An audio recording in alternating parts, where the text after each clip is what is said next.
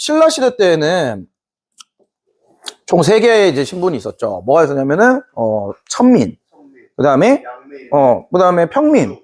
그 다음에 귀족. 이렇게 3개 있었는데, 고려는 조금 늘어납니다. 중간에 뭐가 늘어나냐면은, 같은 성격이기는 한데, 중류층이라고 하는 것이 늘어나가지고 4신분제가 구성이 됩니다. 이건 조선도 마찬가지예요.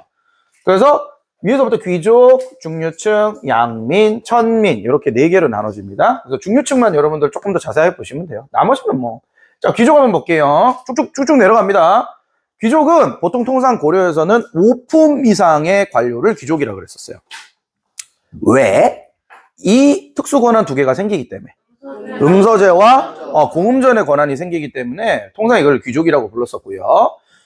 그래서 이제 나중에 그 왕실과의 혼인, 중첩되는 혼인을 통해 가지고 나중에 뭐도 생기냐면은 그냥 일반 귀족이 아니라 문벌 귀족이라고 하는 것도 형성이 되잖아요. 그죠? 그 대표적인 게 경원희 씨, 경주김 씨, 그다음 파평윤 씨, 뭐 이런 것들이 있습니다. 네. 이들은 광대한 토지와 노비를 소유해서 고려의 최고, 지배층이죠. 여기서 뭐 추가할 거 있어요?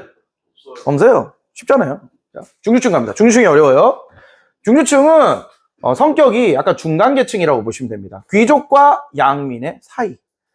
귀족은 아닌데 그렇다고 평민은 아닌, 검은색은 아닌데 그렇다고 흰색은 아닌, 약간 회색 같은 느낌으로다가. 근데 얘가 지배층이냐라고 묻는다면은 지배층입니다. 그러니까 여기까지가 딱 지배층이고요. 여기서부터는 피지배층이라고 여러분들 보시면 돼요. 네. 그래서 전문 직업인들, 그 다음에 기술을 가진 사람들, 이런 사람들인데 특징이 뭐냐? 요건 별표해 두세요. 직역을 세습하는 경향성을 보입니다. 직역을 세습하다. 이 무슨 말이냐? 요 4개의 지금 중류층, 대표적인 중류층이 있는데, 예를 들어서 이름 모르지만 내가 아빠가 남반이야. 그러면은 아들도 남반. 아빠 설이야. 그러면은 아들도 설이. 이거를 뭐라고 하냐면 직역을 세습한다. 내가 맡은 역할을 세습한다. 이런 뜻이라는 거예요. 그래서 중류층은 직역을 세습하는 경향성을 보이고요. 4개 정도의 큰 종류가 있는데, 남반, 설이, 향리, 군반, 이렇게 4개가 있어요. 근데 이 4개 중에서 사실 밑에 2개는 어렵지가 않죠. 그죠? 향리야 이미 아는 거잖아. 향리 뭐 하는 거예요? 지방의 행정실무를 도맡는 애들이잖아. 그지? 군반은 뭐예요? 군인이요, 군인. 얘들 받는 토지 이름이 아까 뭐였어요? 군인전. 그죠? 얘 받는 토지 이름이 뭐였어요? 외역전. 그렇죠. 이거 연결되는 거라고. 그죠? 그래서 남반하고 서리만 여러분들 추가하시면 된단 말이야. 남반은 뭐냐면은 궁중 관리를 하는, 이 실무를 하는 애들을 남반이라고 불렀어요. 지금으로 치면 어디를 관리하는 사람들? 청와대를 관리하는 분들이지. 아까 이 청와대와 관련해가지고 그 토지도 지급을 했었잖아? 내장전. 연결해서 하라고, 연결해서, 제발. 그래서 궁중 관리하는 사람들이고, 서리는 뭐냐? 중앙행정실무를 맡는 건데, 지금으로 치면 서울시청 있죠, 서울시청. 서울시청 공무원이라고 생각하시면 돼. 쉽게 얘기해서 그냥 비교하자면. 그래서 이런 거를 서리라고 하고 중앙행정실무를 맡는다라는 겁니다. 그래서 남반은 궁중관리, 서리는 중앙행정실무, 향리는 지방행정실무, 군반은 직업군인. 이렇게 생각하시면 되겠습니다. 이름 딱딱딱딱딱 외워주시면 돼요. 그죠? 그 다음에 양민. 양민들은 여러분들이 알고 있는 평민인데요. 대부분이 뭐냐면은 직업이 농민입니다. 일반 평민들, 농민, 양민, 그죠? 고려시대 때 이 양민들을 뭐라고 불렀냐면, 중요해. 헷갈리면 안 돼. 백정이라고 불렀어요. 헷갈리면 안 돼. 이거 이제 사전 지식이 있는 분들은, 응? 이러잖아?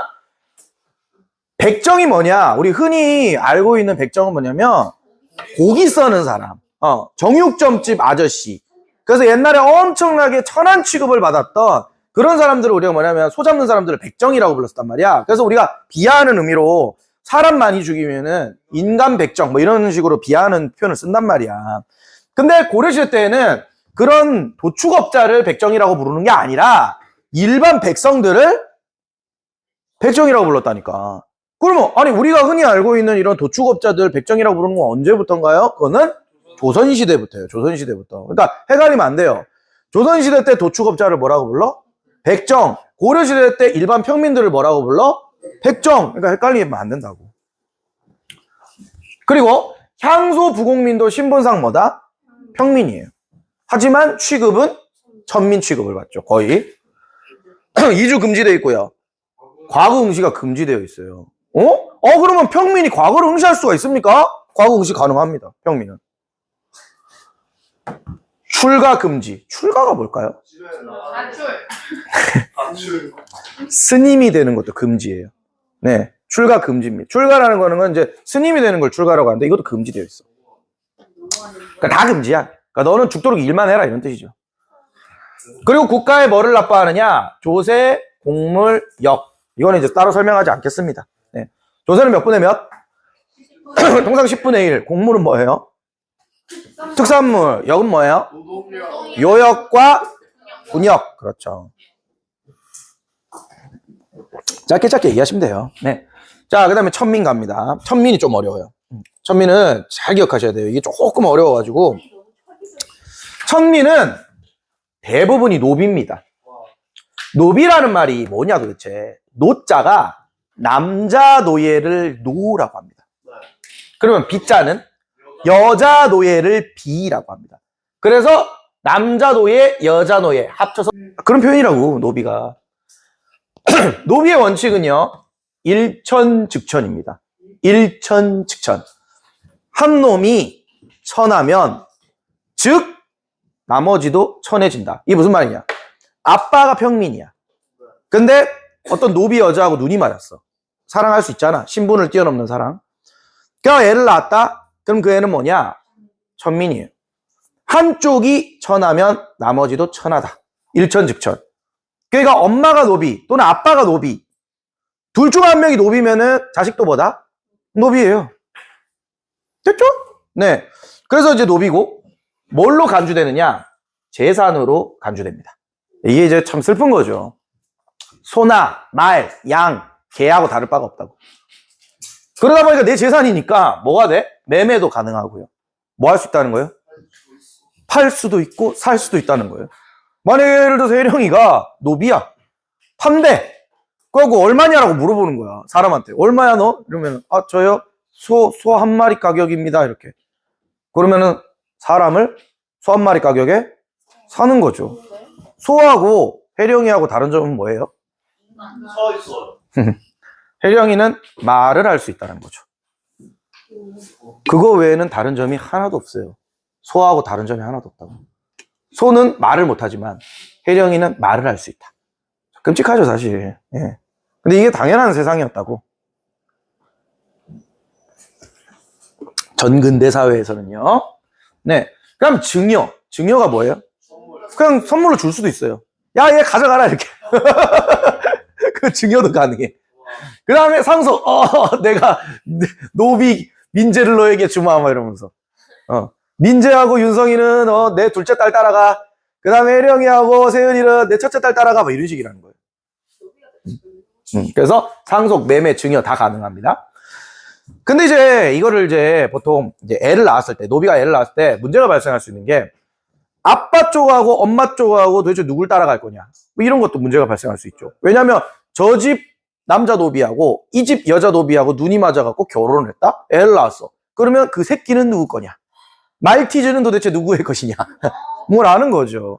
씨는 아빠의 씨였지만 이걸 받은 사람은 엄마잖아요. 그래서 어떤 그걸 세우냐면은 천자수모법이라고 하는 것에 의해 가지고 천한 놈들은 누구를 따라간다? 엄마 따라간다. 그러니까 누구의 소유냐? 그 아들은 엄마 쪽 주인의 소유라는 거예요. 그래서 천자수모법을 고려해서 사용을 했었다. 노비도요, 두 종류가 있습니다. 크게. 공노비하고요, 사노비하고요, 두 개가 있어요. 그러면 공노비는 도대체 뭐냐? 공자가 공공할 때, 공공의료, 공공 뭐 진료 뭐 이런 거 할 때 관청에 소속된 노비예요. 그러니까 시청이나 동사무소에 소속된 노비가 있다는 거예요. 그걸 무슨 노비라고 한다고? 공노비. 그 다음에 개인이 가지고 있는 노비는 뭐다? 사노비. 그러니까 여러분들이 알고 있는 건 대부분 무슨 노비야? 다 사노비지. 공노비가 있다는 거 몰랐잖아. 그치? 공노비는 또 두 개로 나눠집니다. 뭐냐면 입역 노비와 외거 노비로 나눠져요. 이건 뭐냐? 하는 일이 좀 달라. 입역 노비는 관청에서 잡다한 업무가 있을 거 아닙니까? 그 잡다한 업무, 뭐 예를 들어서 뭐 다리 같은 걸 만들어야 돼. 야, 와, 다리 좀 만들어. 그럼 가가지고 막 노동을 합니다. 그러면은 소정에 뭐를 지급하느냐? 먹고 살아야 되니까 돈을 약간 좀 지급을 해줘요. 급여를 지급해 준다고. 그리고 다시 어디에 출근해야 돼? 관청으로 출근을 해야 돼. 왜? 관청 소속이기 때문에. 이걸 입영노비. 그 다음에 외고노비는 뭐냐? 외고노비는 다른 게 아니야. 그냥 자기 농지를 갖고 있어요. 노비인데. 자기 소유에 뭘 갖고 있다고? 농지를 갖고 있어. 그러면 거기서 농사를 열심히 해. 그러면 국가에 뭐를 납부해야 되지? 세금을 납부해야 되는데 얘는 평민이 아니기 때문에 국가에 세금을 납부하는 존재가 아니에요. 뭔 말인지 알아? 노비는 세금을 낸다 안 낸다? 노비는 세금을 내지 않아요. 대신에 뭐를 하느냐? 자기가 열심히 일을 해가지고 내가 관청에 소속되어 있으면은 그 관청에다가 내가 수확물을 거둔 거를 갖다 바쳐야 돼. 콜? 자, 세금이야 아니야? 세금은 아니야. 그러니까 노비라고. 노비인데 자기가 어떤 수확물을 했으면은 그걸 갖다 바쳐야 돼. 관청에다 갖다 바쳐야 돼. 근데 사실상 세금이라고 봐도 되겠죠. 네. 근데 일반 평민이 내는 세금의 성격은 아니라는 거야. 그래서 이 노비는 자기의 뭐가 가능하다? 재산 소유가 가능해요. 외고노비들의 특징이야. 외고노비들은 재산 소유가 가능합니다. 그래서 그 토지에서 나온 수확물을 가지고 관청에다가 신공이라고 하는 일종의 세금을 납부한다고. 근데 세금은 아니야. 그래서 입영노비와 외고노비 두 개로 나눠지고요. 사노비는 솔고노비와 외고노비로 나눠집니다. 솔고노비는 뭐냐? 솔자가 무슨 솔자냐면은 야, 너 따라와. 인솔. 네, follow. 그러니까 주인집에 같이 살아요. 그래서 이제 우리가 사극 같은 데 보면은 대감님이 막 이런 이상한 로켓 모자 같은 거 쓰고 있고 개 아무도 없느냐? 이런 말 하잖아. 그러면 이제 가민이가 어떻게 합니까? 예. 뒷글자 뭐야? 예, 대감마님 하면서 오는 거야. 매우 출출하구나. 가가지고 요깃거리 좀 갖고 오너라. 예, 마님. 부엌 가가지고 이러고 들고 오잖아요. 이러고. 그죠? 그렇다고. 예, 노비들은 주인 만나면 어떻게 해야 된다? 인사를 해야 돼요. 인사를 어떻게 해야 되냐면 90도로 인사해야 돼요. 손을 이렇게 모으고 공손하게 이렇게 인사를 해야 돼요. 이렇게 딱 90도로 인사해야 돼. 안 그러면은 주인이 좀 성격이 더러운 놈이다 그러면 일로 와봐 그런 다음에 딱이 바로 팍. 이런 천한 것을 봤나? 막 이러면서 똑바로 인사 안 해? 막 이러면서. 너가 대감마님이면 민자도 그럴 것 같아. 막 노비 막 괴롭히고 막 윤석이 막 노비면 막 맨날 괴롭히고. 자, 그래서 주인집에 같이 사는 노비 진짜 힘들어요. 주인만이 맨날 그거를 해야 되고 그 심기 경호해야 되고. 예. 근데 외고노비는 마찬가지입니다. 주인과 따로 살아요. 그래서 재산 및 토지 소유가 가능합니다. 대신 주인집에 뭐를 납부해야 된다고요? 신공이라고 하는 아까 얘기했던 거 뭔가 갖다 바쳐야 된다고. 그래서 공노비는 관청노비, 사노비는 개인노비, 공노비는 입영노비, 외고노비, 사노비는 솔고노비, 외고노비 이렇게 구분해가지고 여러분들이 외워두시면 되겠다라는 겁니다. 그 외에 천민들 누가 있느냐? 양수척, 그 다음에 광대, 그 다음에 장기, 뱃사공 이런 것들도 전부 다 천민이었다. 그럼 양수척은 뭐 하는 거냐? 양수척은 조금 이제 규정하기가 조금 어렵기는 한데 그냥 일정한 직업 없이 이렇게 떠도는 사람들 있잖아요. 불황자라는 표현이 참 잘 어울린다. 뭐 홈리스 뭐 이런 사람들을 어떻게 하냐면 이제 양수척이라고 불렀는데 이런 사람들 굉장히 천민 취급받았습니다. 이거 막 손가락질 당하고. 그다음에 광대는 뭐예요? 광대는 뭐 가수, 그 다음에 댄서 이런 사람들 뭐냐면 옛날에는 광대 천민 취급받았다고. 그래서 지금은 이제 여러분들이 막 아티스트 뭐 이런 거였는데 고려시대로 가잖아요. 바로 천민이에요. 예, 바로 천민이야. 막 노래 막 부르고 있으면 시장에서 막 노래 부르고 있으면은 막 박수 쳐주고 거기다 돈 던져주고 막 이런 거라고. 지금처럼 몇백억 몇천억 버는 게 아니고. 예. 그 다음에 이제 창기가 이제 약간 기녀하고 이제 맞는 말인데 뭐냐면 이게 좀 사회 어두운 면이긴 한데 그냥 이게 뭐 이렇게 남자 술 마시면은 그래서 오빠 이러면서 이렇게 술 따라주는 여자분들 있잖아. 네, 그런 거. 그래서 뭐 그런 거. 그런 걸 이제 창기라고 합니다. 창기. 그걸 기녀라고 하기도 하고요. 네. 그 다음에 이제 뱃사공을 천민 취급을 했었다고 합니다. 이거 옮겨주는 사람인데, 예. 이 사람도 그냥 하찮은 일을 한다라고 생각을 했는가 봐, 당시에. 그래서 양수적, 광대, 장기, 뱃사고, 기타 등등 여기 안에 이제 포함 안 되는 사람들은 다 천민 취급을 받았다라는 겁니다. 하지만 고려시대는 골품제가 있었던 신라보다는 신문제에 있어서 좀 더 개방적이다, 폐쇄적이다? 굉장히 개방적이죠. 그 개방적이라는 걸 보여주는 게 뭐냐? 이 제도의 존재잖아. 과거제? 과거제. 과거제는 누구 이상이면 칠 수 있다고요? 전민은 못 친다고. 양인 이상이면 시험을 칠 수 있단 말이야. 자, 그런데 이거는 한 가지 함정이 숨어져 있죠. 할 수 있게 해주는 것과 실제로 하는 건 다르거든. 자, 평민들아, 너희들에게 과거의 문을 열어주도록 하겠다. 지금부터 열심히 공부해서 합격하면 너희들도 관리가 될 수 있어. 농민이 그거 공부할 시간이 어디 있어요? 공부할 책이 있어요? 아니요. 인터넷 됩니까? 아니요. 아무것도 안 돼. 책도 진짜 비싸. 지금도 책 여러분들 뭐 수학 그거 문제집 하나 사면 한 15,000원, 2만원 가까이 하잖아. 이때는 책 한 권 제대로 사려면은 몇백만 원을 줘야 돼요. 왜냐면 무슨 술이 발달해 있지 않기 때문에? 인쇄술이 발달해 않기 때문에. 그래서 사실상 평민이 과거에 합격하는 것은 거의 없는 일이다. 없다시피 한 일이다. 그러면 과거에 평민으로서 합격한 사람이 있을까 없을까요? 사례는 있기는 하대. 근데 거의 뭐 몇백 년 동안 막 한두 명? 뭐 그 정도겠죠. 부자 아니라니까요. 일반 평민이었어. 그런데도 열심히 공부해가지고 과거에 합격을 했대. 하지만 그런 제도가 있다라는 것 자체만으로도 굉장히 개방적인 사회라는 것을 알 수가 있다라는 겁니다. 자, 거진 끝났어요. 자, 그리고 이제 백성들의 생활 모습 한 가지만 좀 보자면 고려에 좀 특이했던 백성들의 생활 모습이 있는데 바로 향도라고 하는 조직이 있다는 게 조금 특이합니다. 향도. 자, 향도라고 하는 건 뭐냐면 쉽게 얘기할게요. 백성들의 종교 공동체예요.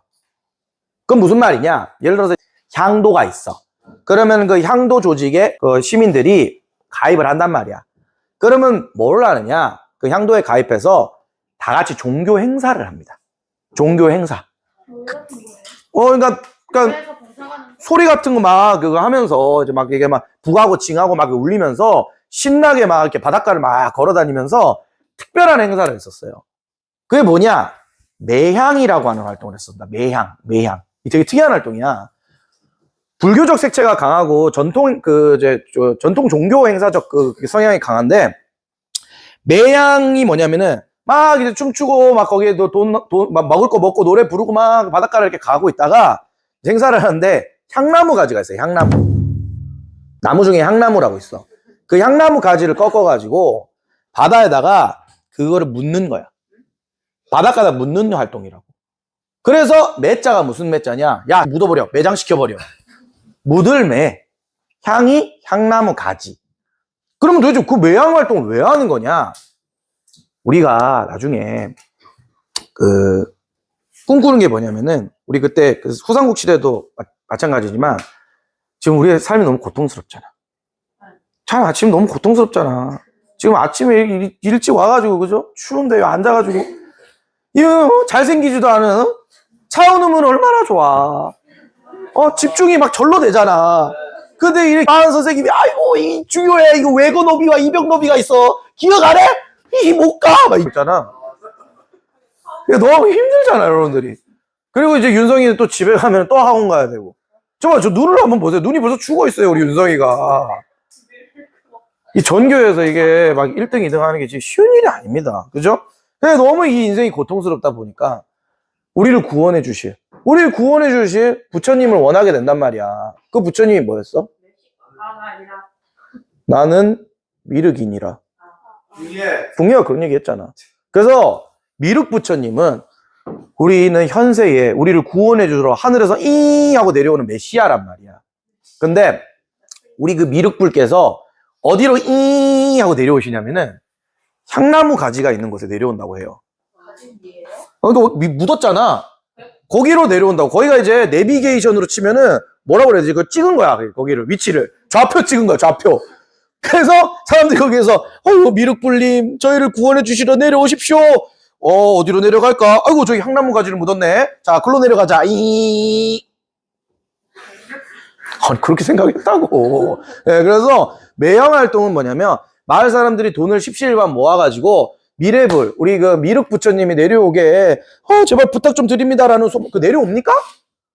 내려오긴 내려와요. 예, 안 내려오죠. 예, 그래서 이 기도 드리고 마을의 안녕을 빌고 뭐 이런 거야. 그러니까 마을 사람들이 어떤 일정적인 어떤 조직을 가지고 돈도 모으고 같이 행사도 하고 서로 돕고 뭐 이런 활동으로 나중에 이제 그 전파가 된단 말이야. 그래서 이게 나중에 조선시대 때 뭘로 이제 전파가 되냐면 품앗이나 두레로 나중에 전승이 됩니다.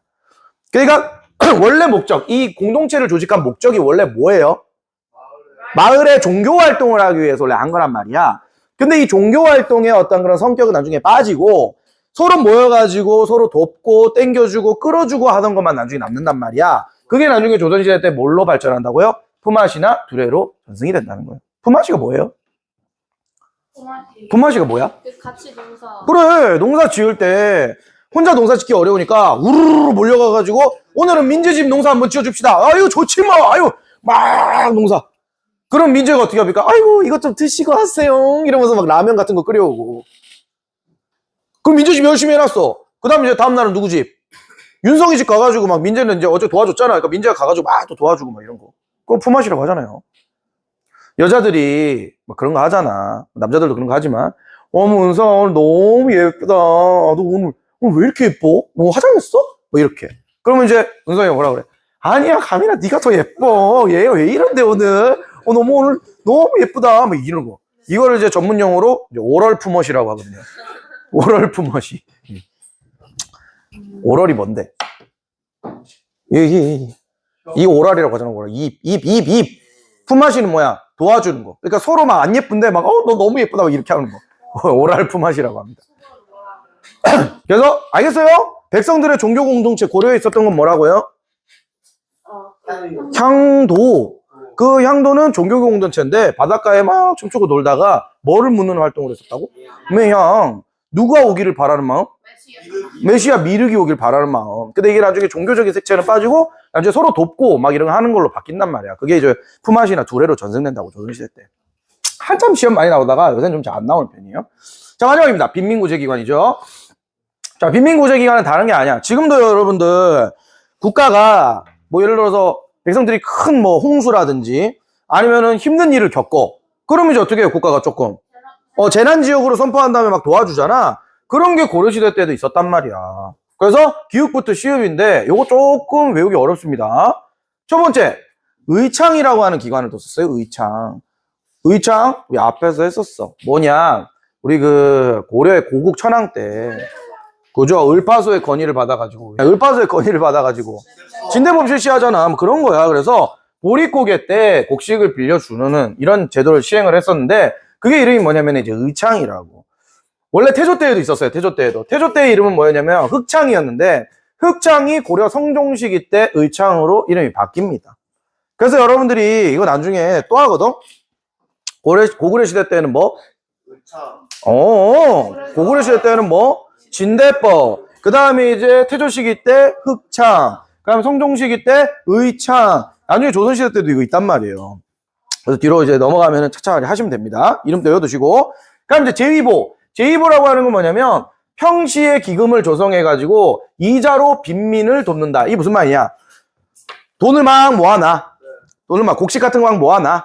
모아놓은 다음에 그거를 이제 하면 이자가 발생할 거 아니에요. 그 이자로 가난한 사람들한테 돈을 어떻게 한다? 조금씩 먹을 것을 나눠주는 제도를 뭐라고 했냐면 이제 제위보라고 했다 이 말이에요. 그래서 지금 우리나라도요 이런 기금 같은 거 조성해가지고 뭐 필요한 일 있을 때 조금 나눠주고 하는 그런 게 있어요 제도가. 네, 그래서 제위보, 평시에 돈을 조성해놨다가 그 이자, 발생한 이자로 빈민을 돕는 제위보라는 기관이 있었고, 그다음 이제 상평장은 뭐냐면 물가조절 기관인데, 예를 들어서 이제 이런 거죠.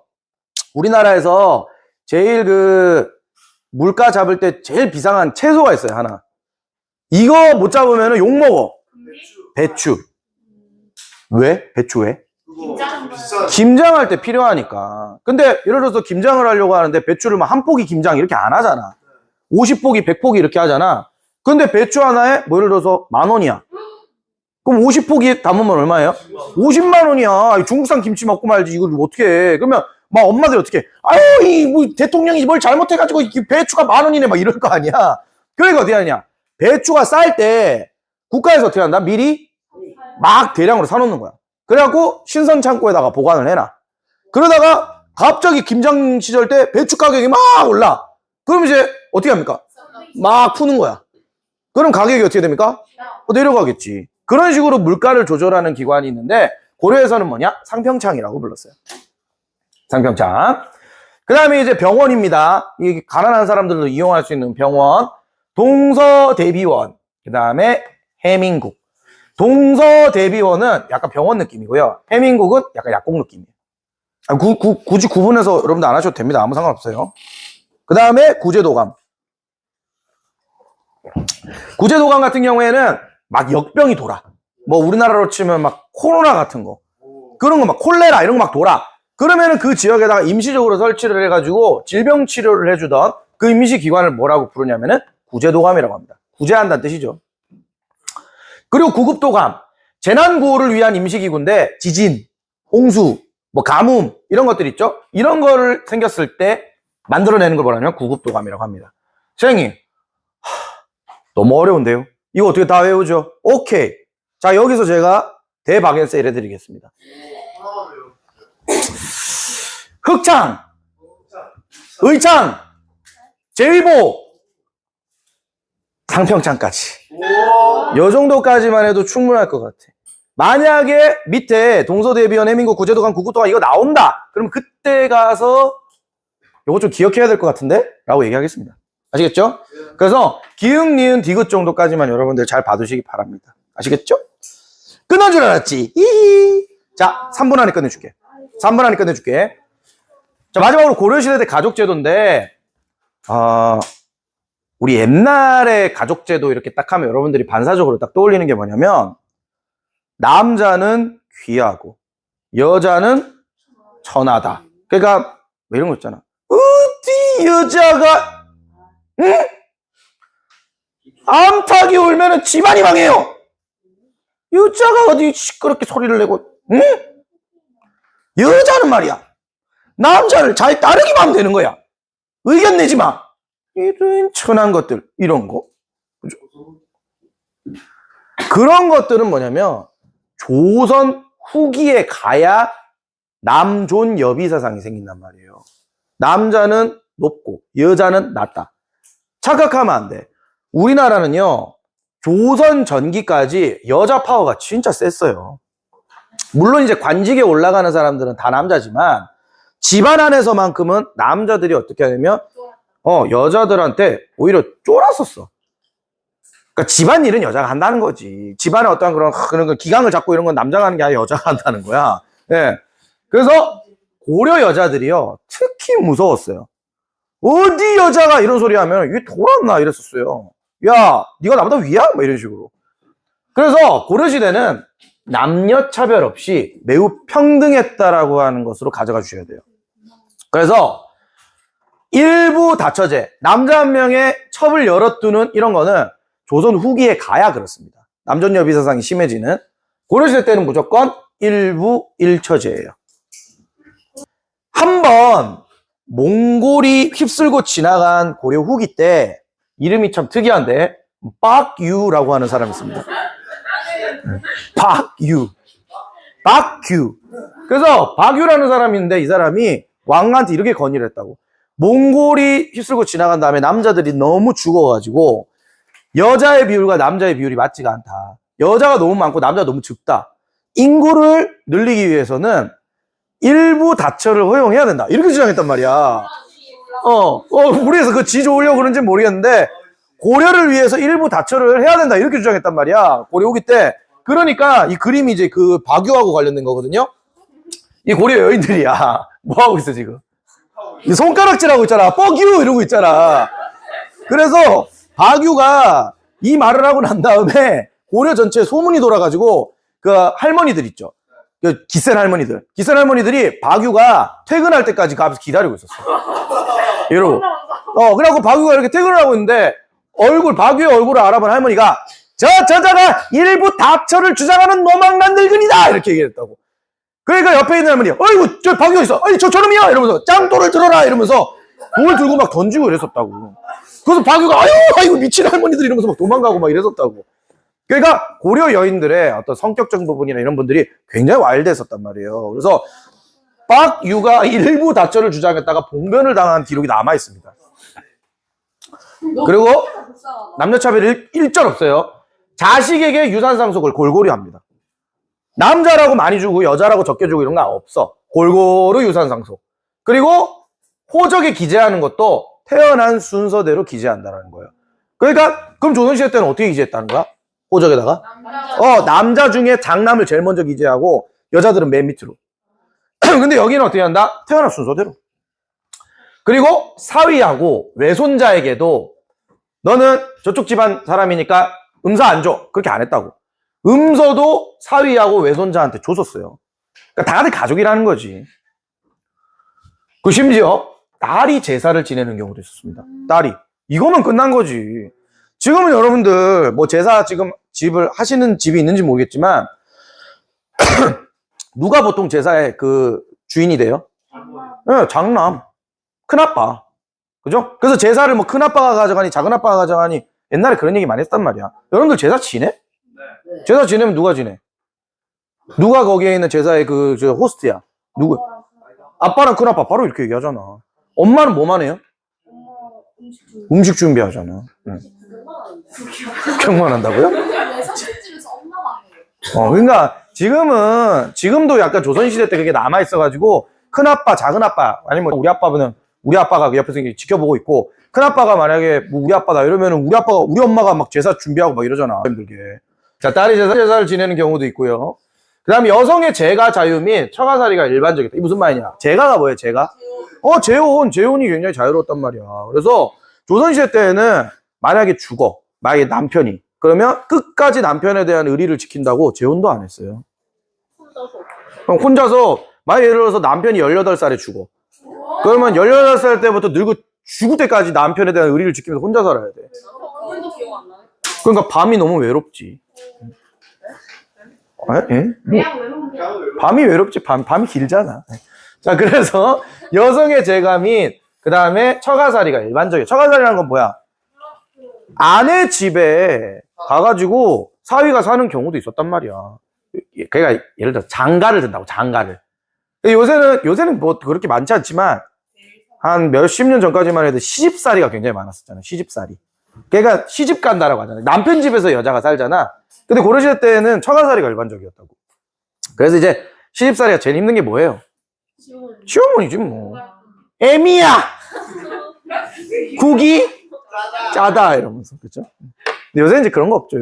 요새 누가 할머니하고 같이 살아요? 같이 살아? 미안해. 보통 여자들이 시어머니랑 같이 살려고 안 하잖아. 운송이 결혼하면 시어머니랑 같이 살 거야? 애미야! 국이 짜다! 그럼 뭐라 그래? 물 넣어서 드세요. 이렇게 얘기하겠지. 뜨거운 물 부어드려요. 이렇게. 됐죠? 자, 이렇게 여러분들이 이제 정리를 하면은 뭐가 끝났어요? 사회사가 끝났어요. 이제 마지막으로 남은 거 이제 고려문화사인데, 고려문화사는 좀 이름 외우기가 내일 좀 되게 어려울 겁니다. 예. 양은 좀 작은데, 좀 이름 외우기가 많이 어려워. 양이 안 작나? 그 페이지인가?